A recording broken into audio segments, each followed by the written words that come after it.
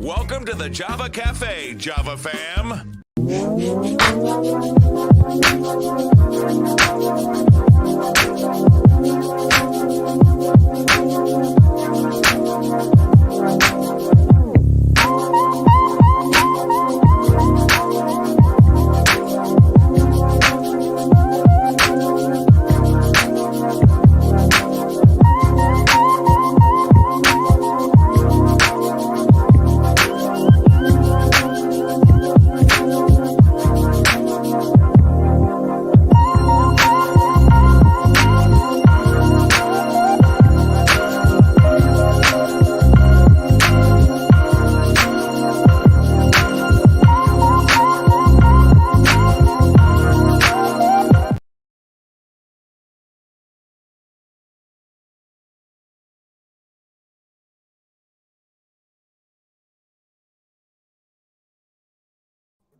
Good morning, everybody. Good morning. Good morning. Good morning. Today is Monday, August 21st, 2023.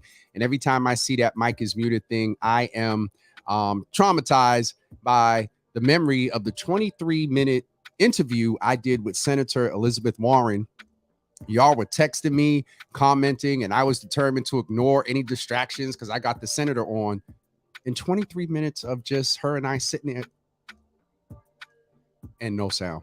But good morning to everybody. It is awesome to have you in the room this morning. It is Mental Health Monday, and we are getting back into the swing of things of focusing on mental health. We'll have some clinicians coming in soon. But during the pandemic, and also for the last couple of years, I've had the opportunity to observe this young Black woman. It is also August is Black Business Month. And so we're sort of mixing the themes, and she is most appropriate to be in this space for Mental Health Monday. We're going to talk about Pure Spark and also what Naisha has going on, as well as just check in on mental health, her perspective of where we are. I am also going to mention that I saw a news report the other day that they're talking about a new variant that's creeping up. And so we just have to oh, wow. All right. I just saw a note that a good friend from, oh God, years ago just passed. So Miss Teresa, I will keep that in mind and we'll address that. Please remind me toward the end of the show. But Naisha is coming in to chat with us about just what she's doing there and the spark and her pure spark to get us into mental wellness. And so let's go ahead and get ready to bring Naisha in. She is not a stranger to the Java Cafe. She is a charter member back in 2020, 21, 22. You've been on at least once a year. I think so. I think that's what we're tracking. Yeah, at least once a year. So Naisha, how are you doing? It's been a while. We haven't had you on this platform, but I've been watching you in the community. Pure Spark is like sparking it up, percolating out there. And so for those that may not know who you are, say good morning, introduce yourself, tell us a little bit about yourself. We'll talk a little bit about your journey in Pure Spark. And then from the perspective of being a business, this, though it's moving in wellness, it's you're a business. So we're going to talk about that as well. So greet the folks, say good morning. Yes. Good morning, Javettes. Is that what y'all call them? My sister started Javies and Javettes, but a simple one is the Java fam. Okay, Java fam. Okay, good morning. I keep it simple. I won't put no little spark on it. Good morning, everybody. Happy Monday. Happy cloudy Monday to you all. My name's Naisha Deed, and like my brother Jimmy said, I am the founder of an organization called Pure Spark, which often people think we're a nonprofit, but we're not. We're a for-profit LLC organization for a lot of different reasons. But actually, my background is in corporate accounting. So graduated Howard University in 2005 with the idea of one day becoming a CFO of an organization. And I learned very quickly that corporate wasn't for me, but the money I enjoyed. And I got to a point 15 years down the line. Took me a while to get to this point, but it was percolating, as you would say. Okay. I got to a point of utter burnout, of exhaustion, of, wanting to feel like I belong, but always feeling like I had to contort myself in order to fit into, white corporate America. So eventually, if for the believers out there, I really think that God was trying to tell me something on day one, but I didn't listen until day whatever it was in 2017. And I got to a point of just, I don't want to be here anymore. And thankfully, I have a lot of angels on earth that are my family members. I'm so blessed and privileged that they wasn't going to let me go down like that. And they said, we got to get you some help. We got to get you out of DC, and, we got to just surround you with love. And I started my own personal healing journey. And, I was in a hospital. I was in the psych ward. Yep, was there twice actually. And then I started to seek counseling. And it was through counseling and also ancient healing practices, like yoga, like changing my diet, like going for walks. I just went for a walk this morning around Franklin Park, that got me to this point now where I'm not in that survival mode, but I'm in that thriving mode. And if I didn't know about wellness and know about self-care and know about how important it is to protect my energy, I wouldn't be able to be in business and do the work that I do to help other people. So I'm just honestly thankful for the transition. I'm thankful for my experience in accounting, because that helped me to, understand my business, so God had a plan all along. You just gotta trust it, right?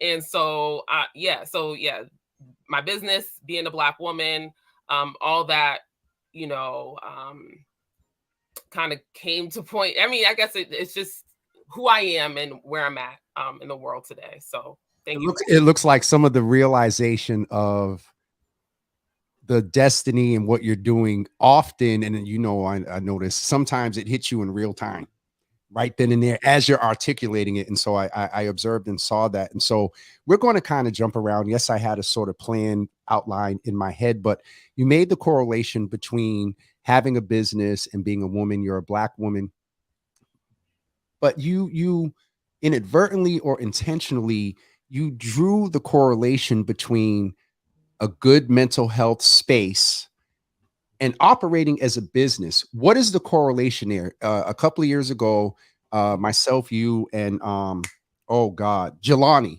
were doing Black Yeah. mental wealth. And it took a little bit for folks to catch on. Black mental wealth, the correlation between our mental health space Yeah. and also obtaining wealth.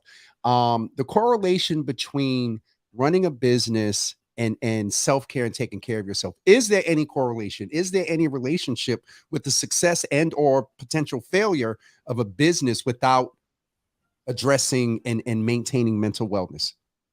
Yeah, I mean, I think in today's world, a great way to explain it is that this is our moneymaker for a lot of us, because we work with our minds, especially if you're working in corporate America, even if you're in the service space, right? So if this is not functioning at optimal capacity, right, that does affect our money. Um, and I really like that correlation, because I think it hits home for men who see themselves a lot of times as the providers.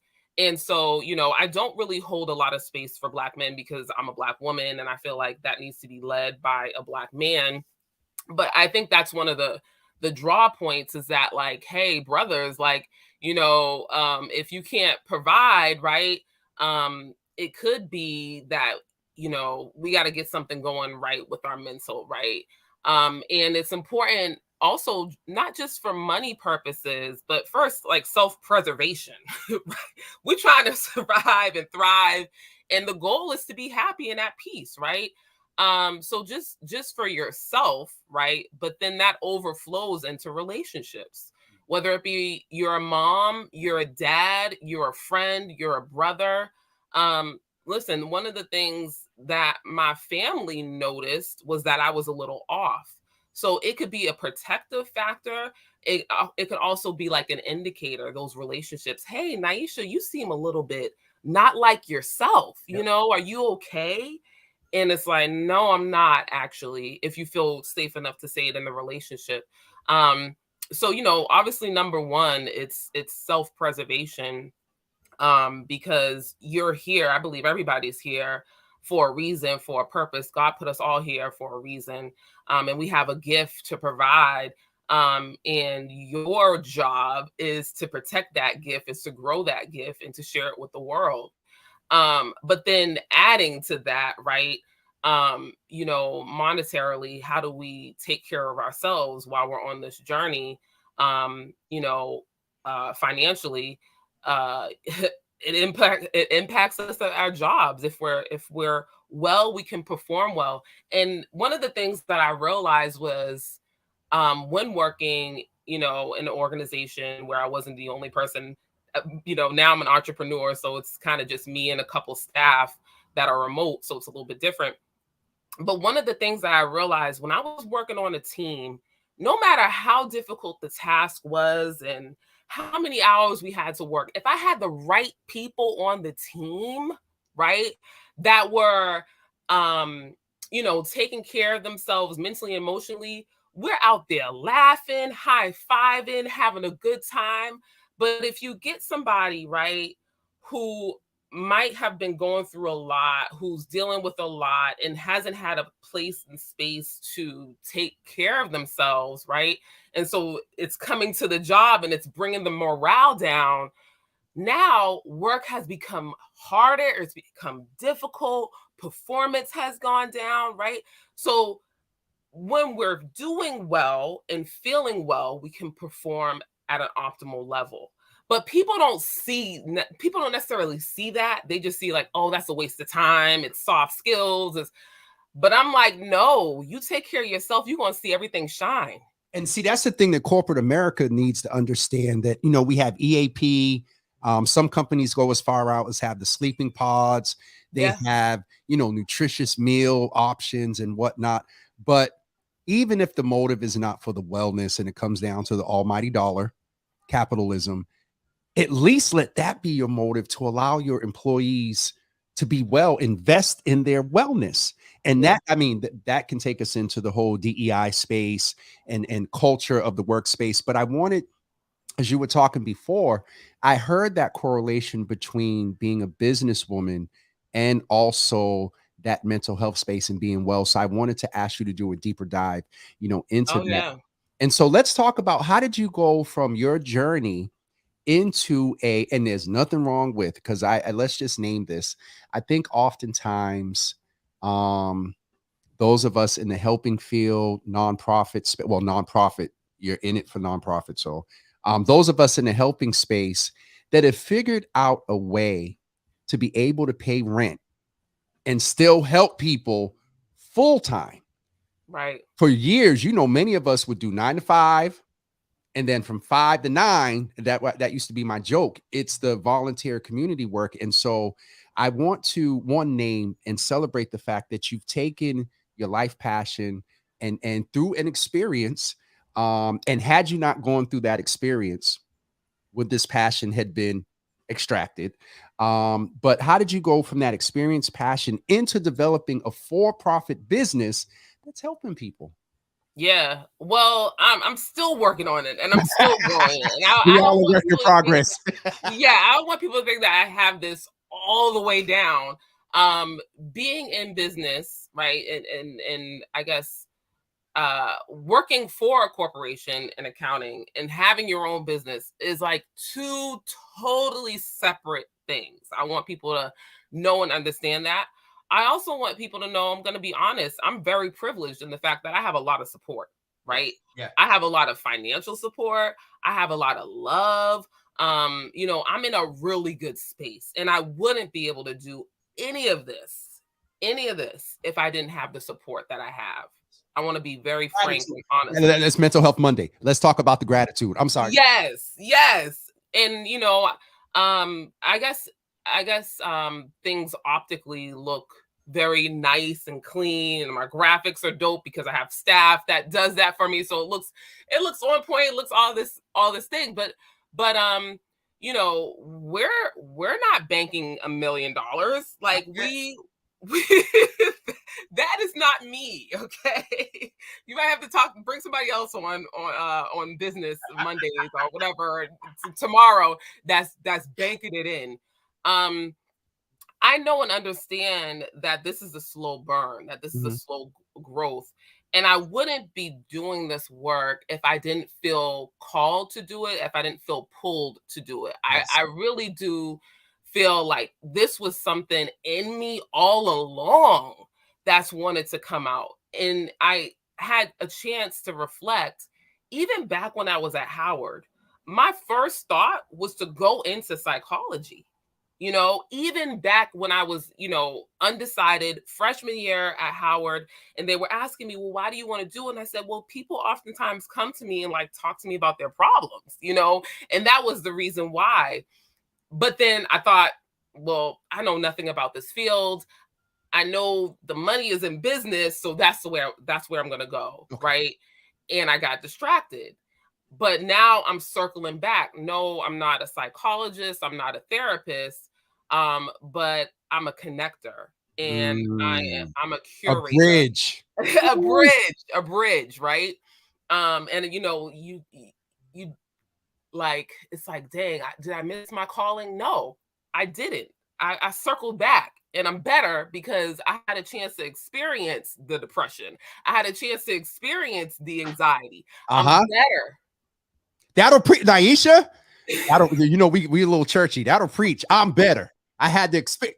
Listen, because it's so, you can go and get the book. Let's say you went into psychology. Let's say you just went going and getting the book knowledge without that, like, and it's no discredit to those whose motive they want to go to school. You know, Simmons and Wheelock, we have a lot of allies that really want to come into Black and brown communities and help. And oftentimes we talk about the life experience. It may have not been as impactful had you not went through that. You know what I mean? And so thank you for naming that and taking us to church a little bit. Now, Pure Spark, what is Pure Spark? What is its mission, and what do you do? I know, but let's tell the people. Yes. I'm gonna act like you don't know. Okay. Excuse me. But to take it back on you know, growing the business, because I feel like I didn't really answer your question. Okay. You know, we make money a couple of different ways. So I do a lot of different speaking engagements. Some are paid, some are not. I take that, it goes right back into the business. Our providers that are listed on our platform, they pay either a monthly or an annual subscription to be listed. Okay. For it to be promoted. We have different wellness events that either people pay for or we get sponsorships for. And then we have a new offering that's going to be going out next year that you shared that had closed down because we were at capacity, but that's okay. I didn't look at the date. That's okay. That's okay. We have our matching program that will be selling as a service through all of our years of kind of gathering our network of wellness practitioners. We're now at the point where we can say that we probably know over 50% of the Black wellness providers in the greater Boston area. Yes. So what do we do? Okay. I just kind of listed it out in general, but to be more specific, or to be a little bit more general, I don't know. We help Black people along on their wellness journey. So we know we might not be for everybody, and that's okay. And I say for everybody, meaning that, like, not everybody's ready to heal, because I'm gonna tell you something. Tell us. Healing is hard. Healing is so hard. And I just want people to understand that, like, it takes time, and it's something that you're married to for the rest of your life. You know what I'm saying? Like, I can't just go to therapy for a week and be like, oh, I'm healed, I'm done, I'm delivered. No, it is a practice. It is a practice, right? Because I want to be honest. Life is gonna life, as you heard that statement over and over again. And what does that really mean? is that trauma can meet you at your front door. You know what I mean? Yep. And as a person that's done a lot of healing, I still get triggered. Yes. At times. I still get triggered. You said it can meet you at the front door. It can be at the foot of your bed in the morning. Talk about, good morning. You ready for coffee? Knocking on your head. Okay. That's real. That's real. And so what is also real though is having a wellness routine and a wellness plan in place for when those things happen. As you know, Jimmy, I have a sister who deals with chronic suicidality and depression and all those things.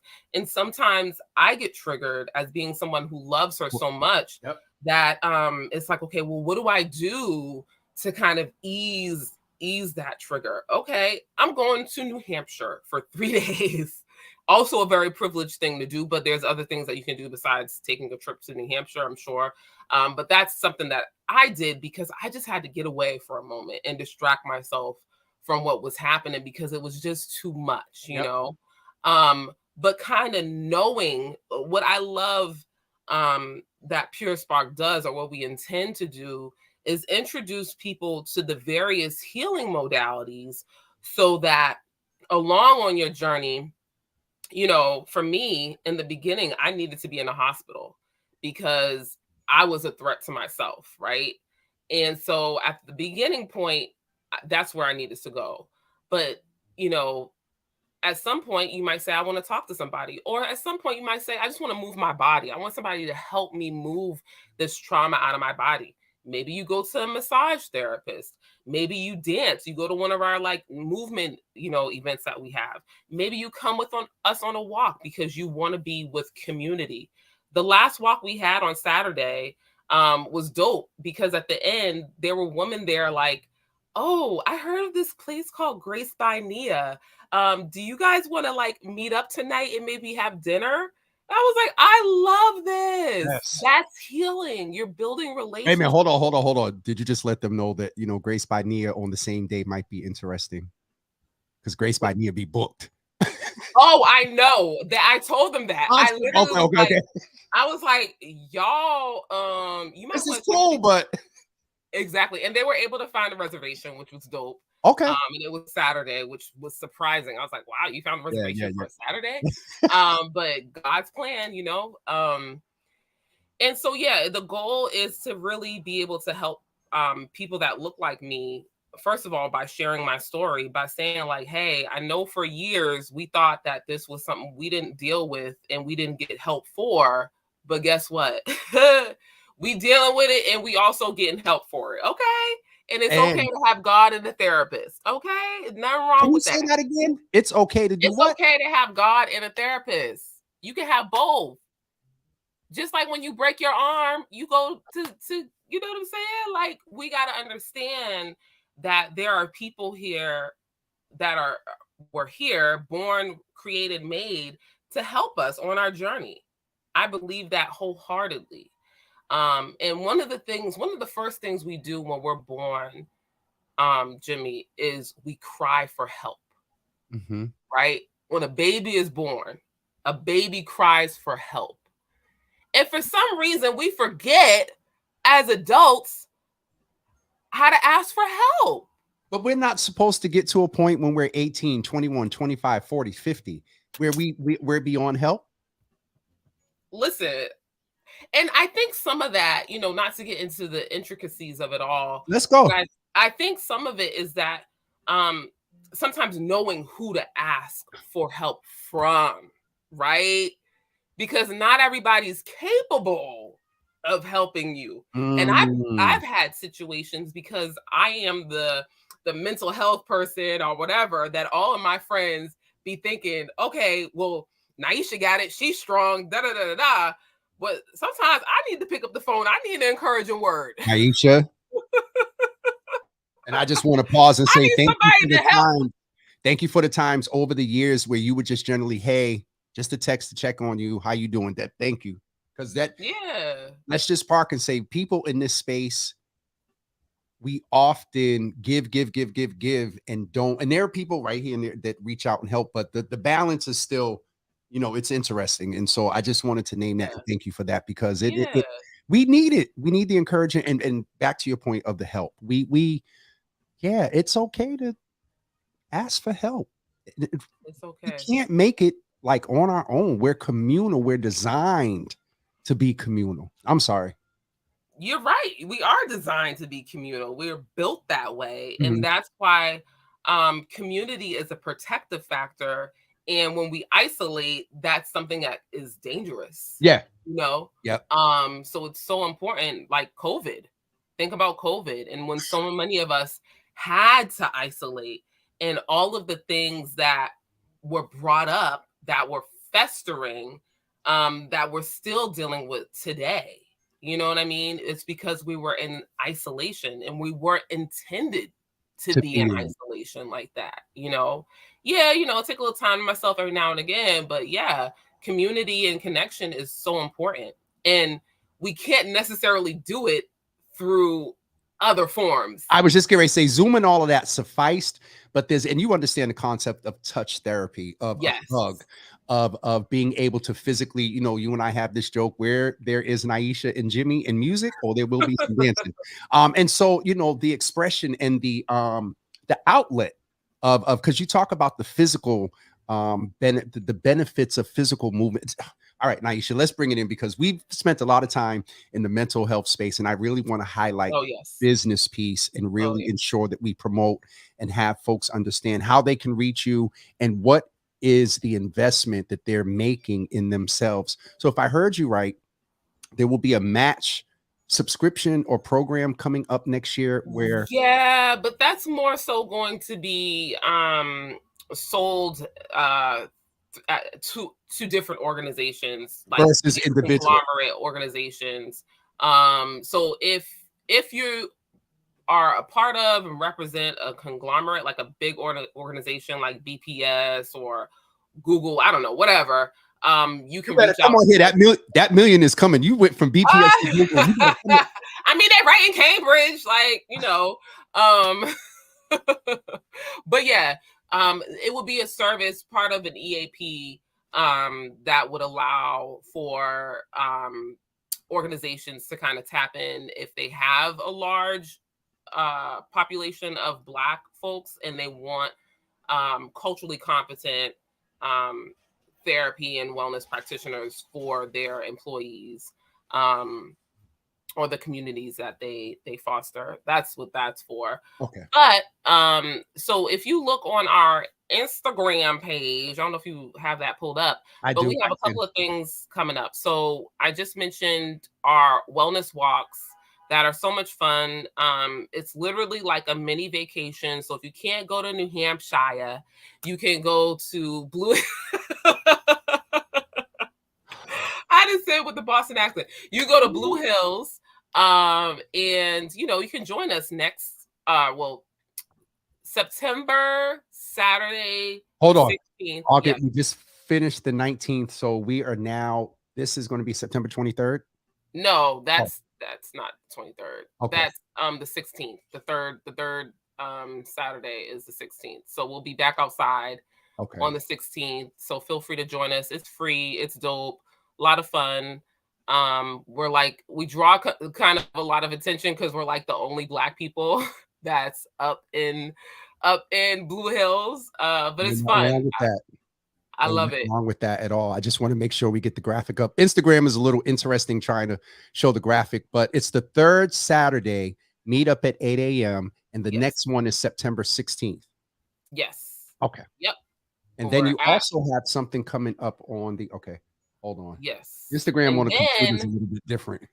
I know. There's a lot of things going on. So then next month is Suicide Prevention Awareness Month, September. And also it's back to school. And so we thought about, creating something mainly for students, particularly high schoolers who are, really anxious about that next step, about moving from high school into life, whether they decide to go to college or not, can bring up a lot of anxiety. right? And then also thinking about our teachers and also thinking about our parents. So having organizations, wellness practitioners, resources there that people can kind of connect to on the spot. Like a win for me would be a parent or a student or a teacher coming in and being able to make an appointment on the spot with a therapist and be like, that for me is a win. Because I think it's one thing to see the providers listed on our platform, but to be able to talk to them and connect with them, be Right like, then and yes, there. that's me. That I could see myself with that person. And that I think that's so important that as Black and brown folks, when we get over when we demystify and take away some of the taboo that we often talk about when it comes to mental health and mental wellness, when that window is open right there, seize the opportunity, make the appointment, have the conversation, get an impression. And I know you're very intentional about the type of, you have probably a screening process, the type of providers that at some level account for their cultural competence and accountability, because Well, that they're is Black. So I should say that instead of saying culturally competent, because that infers people that can build competence. I was getting ready to make the distinction, but you just simply Yeah, so no, they're Black. And also it's listed on our site who has different accreditations, who's licensed, who might not be licensed. It shows the amount of time that they've spent, in the field. But here's the thing. You can have somebody, I'm not saying this exists on anybody on our platform, but you can have somebody who's got years in, who's got license, and who can do harm, right? And so my goal as a person who's curating these spaces and curating the website is to arm the people with the knowledge. And we sent out an email recently on how to kind of protect yourself. And I'm talking about even with doctors, when we go to see a cardiologist, right? Do you feel heard? How did you feel when you left, right? Do you feel like they saw you as a person? You know what I mean? Because we need to protect ourselves, right? And we are hiring them. We can fire them as well. Okay? Don't let the white coat fool you. Okay? You are the boss. Okay? if Anissa, if you're still on, we're gonna need to clip that out. Go ahead, Naisha. I'm sorry. I'm being Don't let the white honest. coat fool you. Yeah, don't let the white coat fool you, because we have been duped and fooled in the past. And like, I want people to trust their intuition. I want them to feel like they have autonomy and ownership of this process. And yes, these people are meant to help you, but I think there's protocol and certain things that you can do. I think there's protocols and certain things that you can do to protect yourself through the process. Yeah. And I want people to know how to do that. I think it's so important to do. And I love the fact that you didn't go in the rabbit hole. And this is no disrespect to the service field, service minded, because we're still service minded. But there are folks and entities that lighter than me that have their Malia Lazu was on last night and talked about colonization and the tenets of it and how they do it. There are systems and structures that are put into place to keep us down. There's nothing wrong with a system and structure that you're building to put in place to build us and also sustain yourself. There's no way in the world you would have been able to build this for us and still be in corporate or work a 9 to 5, come home trying to manage it 5 to 9 weekends. That's not healthy. And I guess I want to say this is with Black Business Month. If there's any entrepreneur listening now, your mental wellness, and I'm Thaddeus and Carl and you, y'all often get me, but it has to be a priority, and it doesn't change overnight. We got to give ourselves grace as well. It doesn't change overnight, and so I just I've seen the journey, and so it's yes, you're coming on as a CEO and whatnot, and Miss Naisha Deed, but as a brother, it is just awesome to be able, because when we were going over the list, I was thinking different, and I'll be transparent and honest. I was thinking, car companies, event companies. Okay. And the Davis system was like, well, what about Naisha Deed? Oh, I love them. So I love them. I want to highlight that the watching your journey has been amazing.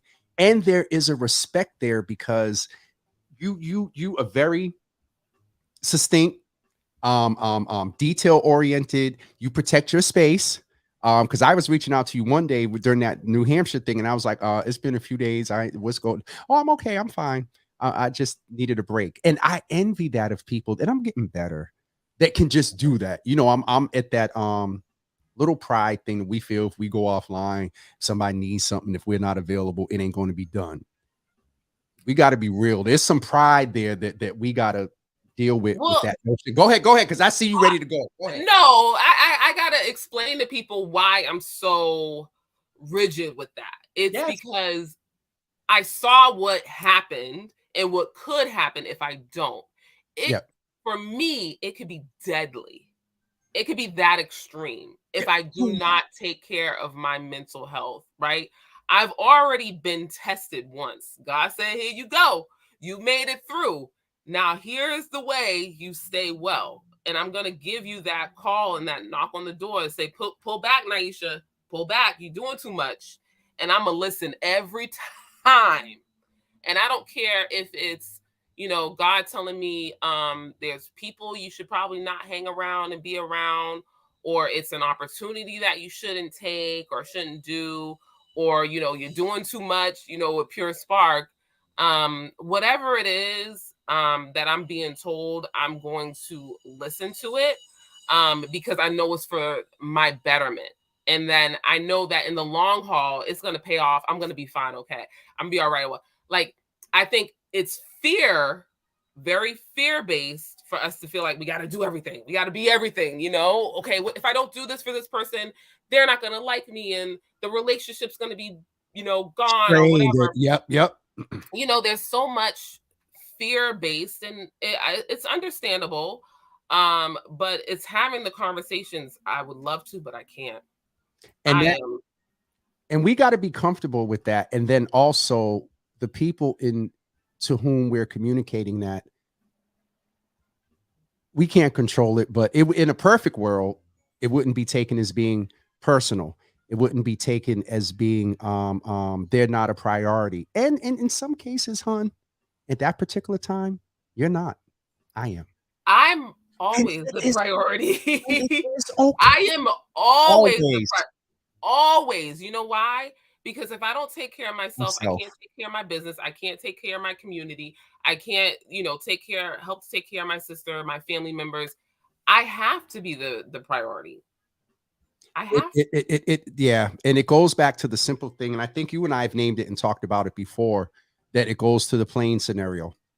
If the oxygen drops, the first thing they tell you to do is put your mask on. Even with your child sitting there, put your mask on first. Because you ain't gonna be you gonna be struggling. Yep. And then wind up traumatizing them while they see you. They putting their mask on and they see you. Okay, I don't want to get too far. That's what I'm saying. But that's real though. It is. It is. We're using the plain example, but you talked about it could be deadly if you don't. Some people may have interpreted that as suicide. No, it can be deadly if you don't get your routine physical. It could be deadly if you don't address your diabetes. It could be deadly if you don't hydrate. I got an update for you. Okay. Less gummies and less potato chips over the last month and almost 2-3 months. That's a win. That is a win. I had I backslid this weekend. I went through 3 bags of chips over 3 days, but you know, that's it. Listen, for me, that's a win. But I want to get to the point about when you said it was deadly, that it's not just, some people again may have heard that and thought that if you don't address, you might be triggered. And at worst, I can't even say it worse. At the most immediate impact may be getting yourself out of here. But that you talked about a slow burn in a good way, not addressing our issues. Oh, that's a slow burn that could be deadly as well. Mm-hmm. From health to the impact to holding, and I'm a little guilty of it, holding stuff in and then you burst out. So, oh my God, Naisha, I used to be like that too. Listen, I'm still, I'm doing better. I'm a little bit there, you know, once a quarter or whatever, or twice a year here it comes up. But I love that you said that, because healing is a lot about releasing. Yeah. It is about releasing your burdens, releasing your traumas. And so talking to somebody, just releasing all of that and putting it out, taking it from inside your body and moving it out, because when it's inside, it will fester. Yeah. High blood pressure, high cholesterol, heart attacks, all that stuff is connected, to our mission, our mental and emotional selves, and also how we handle stress. So if you cannot handle stress very well, then guess what? It impacts your body. Arthritis. I mean, so many things. Back pain. Oh my gosh. Yeah. I just was up bought a new bed. I just bought a new bed thinking, I said, well, wait a minute. What's going on here? Well, you reach a certain age. I know. I didn't want I know, it's fine. It's okay. I've reached there and I'm about to hit the second interval because I got the 40 bed. What they say every 5, 8, some say 5, 10, 8, you gotta switch your bed. So I'm gonna get ready to get the 50 bed. And listen, I'm at all right, Naisha, we got to stay focused. Now we going brother and sister, which is wonderful. But no, I really want folks to be aware of you as a wonderful Black business that is designed to help people. Folks, right there in the banner, some of you take screenshots, or you can simply remember your pure spark. I also specifically put the events page link in the comments. And so you can go and find out what's going on. You can also navigate through the page to find out about events, contact, crisis help. And also, if you're a provider, I saw Dr. Gail Crump-Swaby on here, which I presume she's connected and whatnot. She was on here as well, and some others. And so I just really want to make sure that we highlight, or I wanted to make sure that we highlighted Black businesses, but so apropos of Black business. And most of them are designed to help one way or another, whether they're doing your landscaping or painting your house. But this one is a little bit different. There's the intentionality in this mental health space that we really don't do well with. I think in the last 10, 15, 20 years, a therapist have become sexy. And, we're very skeptical.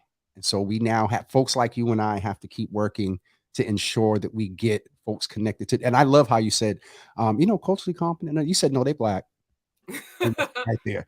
Period. So, yeah, exactly. Exactly. So I'm going to let you go, Naisha. I am going to go address a transition of a wonderful sister in our community and just hold some space for the family and the community after that. But thank you so much, folks. Don't forget, your Pure Spark is the website, and also in the comments we highlighted where you can go click, get the hyperlink, and get directly to the events. So Naisha, thank you. We'll be following up. I'll also make you abreast of the birthday plans. I don't know what it's going to be right yet, but I'll now. There's this little joke out there. There's the birthday event for the family and the mother's board, right? And then there's the event for the other events and the others. That's where I'm going, to the others. I'm going to the others. Yeah. That's been the number one inbox and text. Praise the Lord for the mother's board, but can you make sure I get invited to the others? So I'll make sure I get you the information. But we'll pass on to Mama D. Oh, yes. One for the mother's board. Yes. So she was at the anniversary. I was like, oh my God, she's here. But give her my love, your sister as well. And we'll check in. All right. Take care. I love you, sister. I appreciate you. Love you too. Yes, ma'am.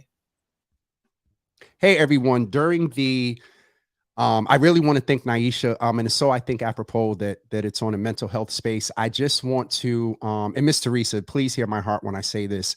It's just so interesting to find out when folks have transitioned over social media. And so I want to just give myself a pat on the back, because when I read that, I was like, oh, and I know the family. And so some of you have seen this morning, my sister posted it. Also, and Belinda, I'm so sorry. I saw your questions. I'll get you connected with Naisha. Shamika James, who is a young lady that I have known since her freshman year at Madison Park High School. She was a friend of both of my sisters, Nakia Hills and Camellia Hills, and then meeting my baby sister, Tamisha, as well. Some of you may remember back in the day, there was this little, I'll say, group of young ladies called the Champadams. And these young ladies really spent a lot of time together. And Shamika, you never had to wonder what she was thinking. She was very, very passionate. And the last time I saw her with her dance group, she pulled me aside in her Shamika way and was like, I need to talk to you because I need to figure out how to get some support for my dance group.